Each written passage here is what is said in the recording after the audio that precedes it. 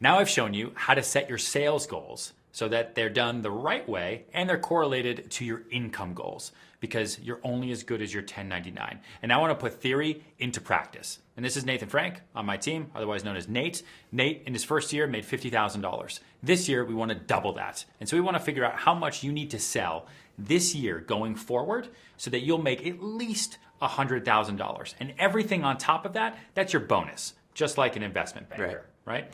And I do this with my team every December so that we plan for the year ahead so they can know every month how much do I need to sell conservatively to be able to hit my goal. So we want to do $100,000 next year, right? Okay.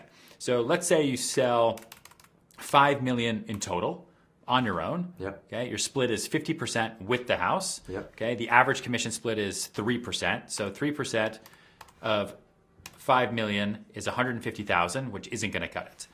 Right? Because half of that would be 75,000 in your pocket. So we need to go a little bit higher. Let's go to $7 million in sales total for the year times 0.03 on average. Okay, that's 210. That'll be close enough. Divided by 2, 50% with the house, that's 105,000. So just to be super specific, right? That means that next year, your goal is roughly $580,000 a month in sales. So that means if you do one house, one apartment for 1.2 million, that's 2 months of sales quota towards your goal. All right. Now listen, some deals you're going to be at 2.5% and not 3%. Some deals you're going to team up with someone else in the team or another broker, and you'll have to split that 50% commission that you're going to take. Some deals are going to be much, much bigger. You might do one $10 million deal, and that's going to take care of your entire year's goal, but that doesn't mean you can slack. That means that next year is just going to be that much harder. You have to work that much more.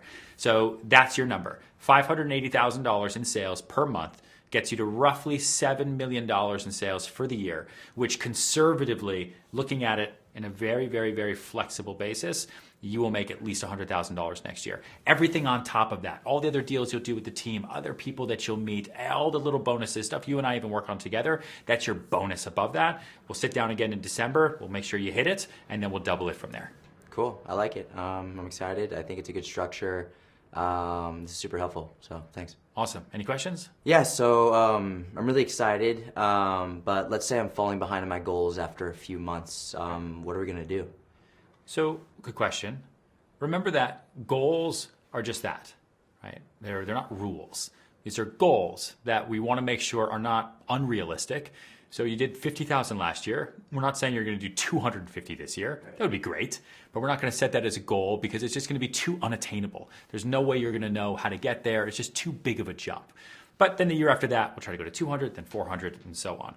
But if you're, let's say it's March or April, and you haven't sold anything, right? Then you and I should sit down, and you should sit down by yourself as well, and maybe adjust the goal. The way we should look at it is by July 1.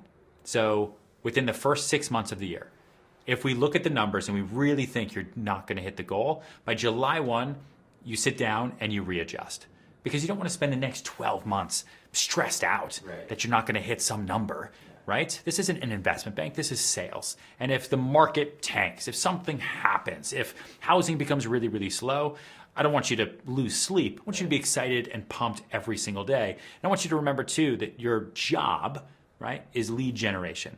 You want to generate as many leads as possible. So maybe we'll look at your goal in a different way. If you haven't done as much business as we think you're going to do, by July 1, maybe we taper back that goal to $70,000, $75,000 in income, but we'll set up bigger goals for you in terms of how many prospects you're going to bring in every week or how many sales leads you're going to bring in every week. So the goal doesn't necessarily just need to be income, but I like to start the year focused on that income number because most agents don't.